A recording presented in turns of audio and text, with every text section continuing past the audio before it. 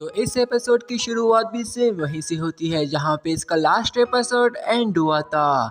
तो अब हमारा ये वाला एपिसोड स्टार्ट होता है तो हम देखते हैं कि हान लू लिंग फेंग को देखकर तुरंत ही अपनी जायंट स्पिरिट स्वॉर्ड से उस पर अटैक कर देता है। इसे देखकर लिंग फेंग भी तुरंत ही अपनी डिवाइन स्पिरिचुअल पावर्स का इस्तेमाल करते हुए उस स्वॉर्ड को अपनी डेंटिकल रूट से उसे रोककर डिफेंड करने लगता है। वहीं दूसरी तरफ पॉइजन सेट के मास्टर ने सभी मार्शल सोल बीस्ट को अपने वश में किया होता है, जहां वो उन सभी मार्शल सोल बीस्ट से लिंग फेंग के सभी साथियों पे अटैक करवा देता है। वो सभी मार्शल बीस्ट इन पे अटैक करने के लिए उनकी तरफ भाग के आ रहे होते हैं। ये देखकर एक डिसेबल तुरंत ही अपनी स्पिरिचुअल पावर्स फॉर्मेशन का इस्तेमाल करते हुए जल्दी से अपना मार्शल स्पिरिट ड्रैगन को बाहर निकाल लेता है।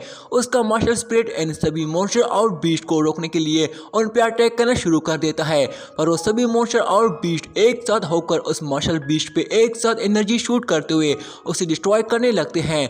वहीं दूसरी तरफ लिंग फेंग अपनी डेंटिकल रूट्स की मदद से हान लू पर अटैक कर देता है, जिसे देखकर हान लू उनसे खुद को बचा रहा होता है और इस मौके का फायदा उठाकर लिंग फेंग अपनी डेंटिकल रूट्स की मदद से उसकी स्वॉर्ड को पूरी तरह डिस्ट्रॉय कर देता है। ये देखकर हान लू अपने साथियों से कहता है कि ये बच्चा कुछ ज्यादा ही पावरफुल लग रहा है, ये काफी होशियार है। जिस पर एक पर्सन उसे कहता है कि अब हम क्या करें मास्टर। जिस पर हान लू उन्हें कहता है कि फर्क नहीं पड़ता ये कितना पावरफुल है, तुम सभी जल्दी से वहां उनके करीब जाकर फॉर्मेशन क्रिएट करो और उसके करीब जाकर मेरे साथ इस पे अटैक करो। जिस पर सभी तुरंत ही स्पिरिचुअल पावर्स का इस्तेमाल करते हुए फॉर्मेशन अरे क्रिएट करने लगते हैं। वो सभी मिलकर वहां एक बहुत बड़ी ड्रैगन फॉर्मेशन अरे क्रिएट करते हैं, जिससे एक पावरफुल ड्रैगन बाहर आ जाता है। ये देखकर हान लू तुरंत ही अपने बहुत सारे स्पिरिट ब्लेड से लिंग फेंग पे अटैक कर देता है, पर उससे पहले ही लिंग फेंग अपनी स्वॉर्ड फेनिक्स 9 शैडो को समन करता है, जहां लिंग फेंग उन सभी ब्लेड्स को अपने सभी फेनिक्स से उन्हें रोककर आसानी से डिस्ट्रॉय कर देता है। तभी हान लू एस्केप टेक्निक का इस्तेमाल करते हुए लिंग फेंग पे एकदम पीछे आकर उस पर स्वॉर्ड से अटैक करने की कोशिश करता है, पर लिंग फेंग भी उसे पहले ही तुरंत ही अपनी ड्रैगन डिवाइन मिरर की पावर्स का इस्तेमाल करते हुए उसे वहीं पे फ्रीज कर देता है। वहीं हान लू को काफी गुस्सा आ रहा होता है कि आखिर मैं हिल क्यों नहीं पा रहा हूँ। तभी लिंग फेंग उस पर अपनी डिवाइन मिरर की पावर से उस पर अटैक कर देता है। हान लू रोकने की कोशिश करता है, पर वो पावर्स काफी शक्तिशाली होती है और वो उसका शिकार हो जाता है, जो कि उसे पीछे फेंक देती है। वहीं दूसरी तरफ पॉइजन सेट का मास्टर के वश में होने वाले सभी रेड फेनिक्स भी लिंग फेंग के साथियों पे अटैक करने जाते हैं। तभी वो डिसेबल तुरंत ही अपने कियानजिंग स्वॉर्ड फॉर्मेशन की मदद से अपने बहुत सारे स्पिरिट स्वॉर्ड से मॉन्स्टर और बीस्ट पे अटैक कर देता है। इसके साथ ही वो अपनी स्वॉर्ड से उस बीस्ट मॉन्स्टर पे अटैक करते हुए उसे दूर फेंक देता है। तभी वो पर्सन तुरंत ही अपने फायर फिनिक्स को बाहर निकाल लेता है और अपनी फिनिक्स फायर पावर से उस बीस्ट पे अटैक करते हुए उसे मार देता है। और बाकी आने वाले सभी मार्शल सोल बीस्ट को अपनी फायर पावर से रोकने की कोशिश करता है, पर उन मॉन्स्टर बीस्ट पे जरा बराबर भी फर्क नहीं पड़ता।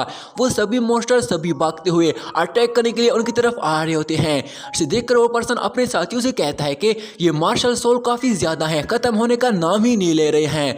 इस पर दूसरा डिसेबल जवाब देता है कि मैंने भी इन्हें रोकने की कोशिश की, पर अकेले मुझसे भी नहीं हो पा रहा है।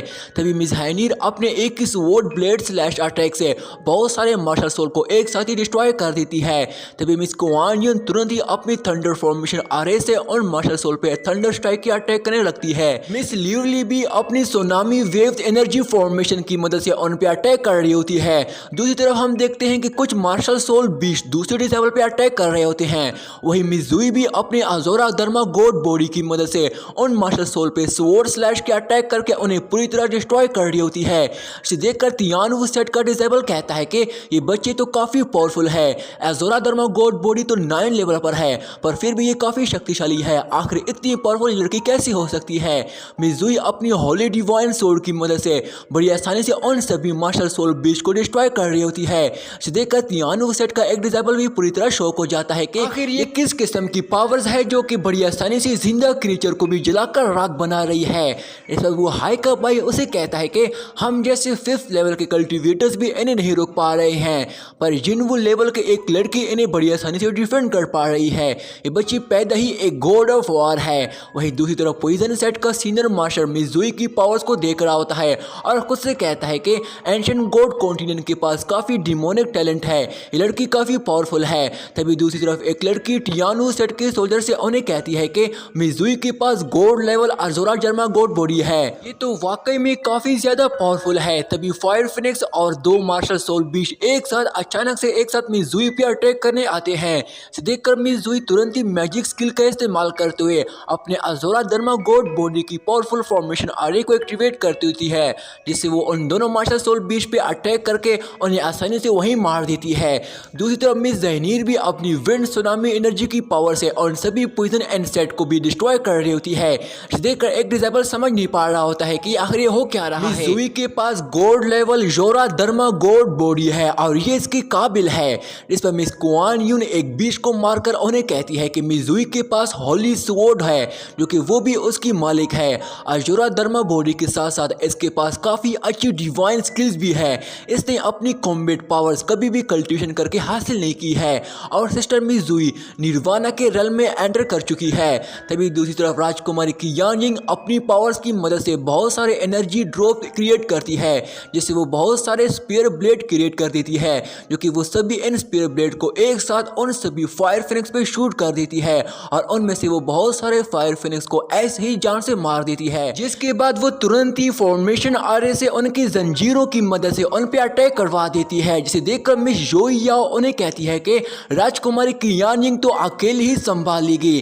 तभी मिस लियोली तुरंत ही अपनी लाइट पावर से एक अटैक करती है और फिर नीचे आकर खुद से कहती है कि राजकुमारी की यानयिंग ने 9 grade holy level martial spirit को प्रोसेस किया है, साथ ही उसके पास अनलिमिटेड डिवाइन स्किल्स है। एक मामूली निर्वाला लेवल का मंक्स ऐसे कभी भी नहीं कर सकता।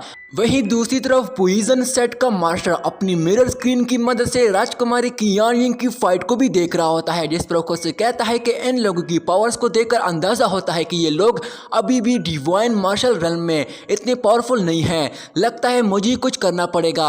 वहीं दूसरी तरफ हान लू कुछ ज़्यादा ही काफ़ी एंजर हो गया होता है। इसे देखकर लिंग फेंग तुरंत ही अपनी स्पिरिचुअल पावर्स का इस्तेमाल करते हुए फिनिक्स प्रिजन ड्रैगन फॉर्मेशन आरे की मदद से हान लू उसमें ही कैद कर लेता है और उसे डिस्ट्रॉय करने की कोशिश करता है और साथ ही उसका फायर फिनिक्स हान लू पे अटैक करने जाता है। वहीं हान लू भी तुरंत ही अपनी स्वॉर्ड स्लैश से उस सील को डिस्ट्रॉय करने की कोशिश करता है, पर उसके अटैक से उस सील पे जरा बराबर भी असर नहीं पड़ता, जिस पर उससे कहता है कि मेरी स्वॉर्ड पहले से ही निर्वाणा लेवल 8 की स्वॉर्ड है, मैं इस सील को ब्रेक कैसे नहीं कर पा रहा हूँ, आखिर ये किस किस्म की मैजिक है। इसके साथ ही वो तुरंत ही गुस्से के साथ लिंग फेंग पे एक पावरफुल स्वॉर्ड स्लैश से अटैक कर देता है, पर लिंग फेंग इससे खुद को बचा लेता है। जिसमें मैं याओ बाय लिंग फेंग से ये वाली उसकी स्वॉर्ड एक फॉरबिडन वेपन है जिसमें काफी पावरफुल मैजिक पावर्स होती है। तभी हान लू तुरंत ही लिंग फेंग पे अटैक करते हुए उसके चारों तरफ एक सील बैरियर एक्टिवेट कर देता है, जिसे लिंग फेंग कोशिश करता है कि वो यहाँ से निकल जाए, पर वो सील उसे पूरी तरह वहीं पे उसे कैद कर देती है। और यहीं पे दोस्तों हमारा ये वाला पार्ट यहीं पे एंड हो जाता है। दोस्तों इसका अगला पार्ट मैं जल्दी अपलोड करने की कोशिश करूंगा, तब तक के लिए मेरे इस चैनल को सब्सक्राइब करके इस वीडियो को लाइक कर देना। शुक्रिया।